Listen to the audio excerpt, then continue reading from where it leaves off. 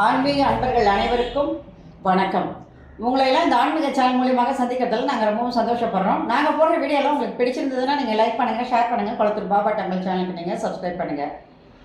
இன்றைக்கி தை கிருத்திகை அப்படிங்கிறத பற்றி ஒரு சின்ன பதிவு கொடுக்க போகிறேன்.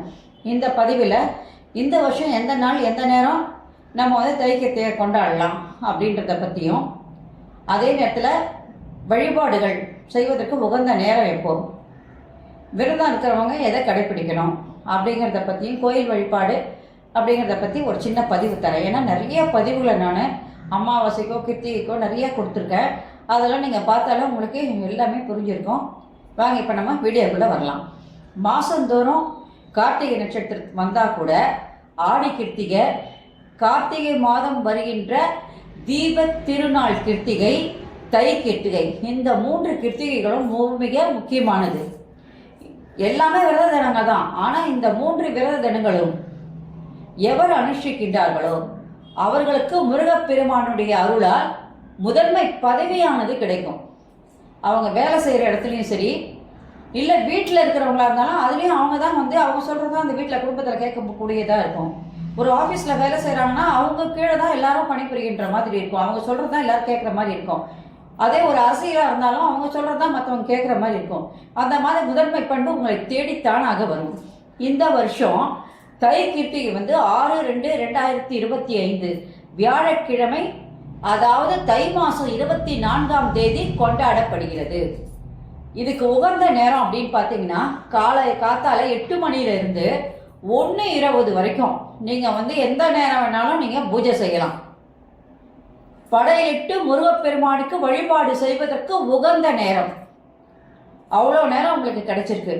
அதை தவறி போச்சு அப்படின்னு சொன்னால் நீங்கள் மதியானம் 3:20 எப்போது வேணாலும் நீங்கள் அன்றைக்கி படையிட்டு நீங்கள் பூஜை செய்யறதுக்கெல்லாம் உங்களுக்கு உகந்த நேரமாக இருக்குது.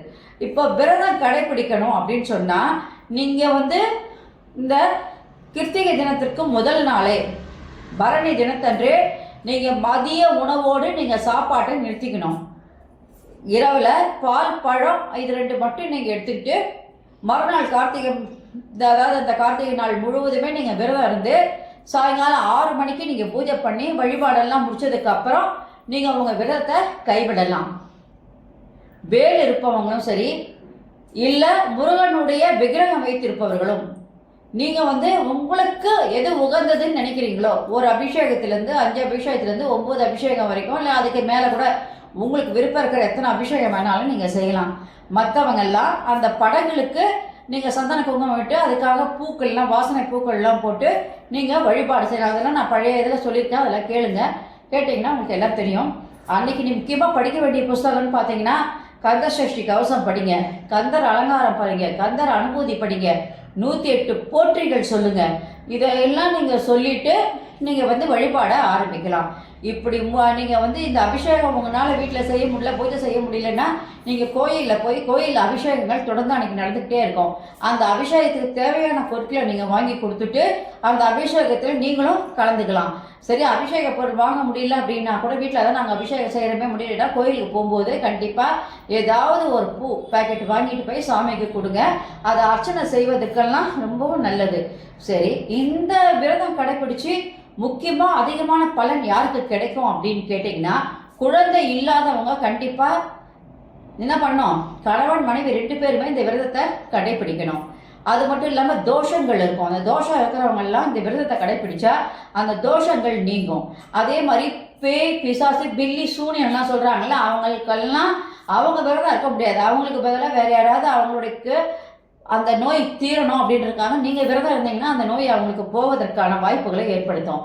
முக்கியமாக என்னென்னா, கடன் தொல்லை அதிகமாக இருக்குது அப்படின்னு சொன்னால் அவங்க அன்றைக்கி அந்த விரதத்தை இருந்து முருகனை வழிபட்டால் கடன் தொல்லையிலிருந்து விடுபடுவதற்கான வாய்ப்புகளை அது ஏற்படுத்தி கொடுக்கும்.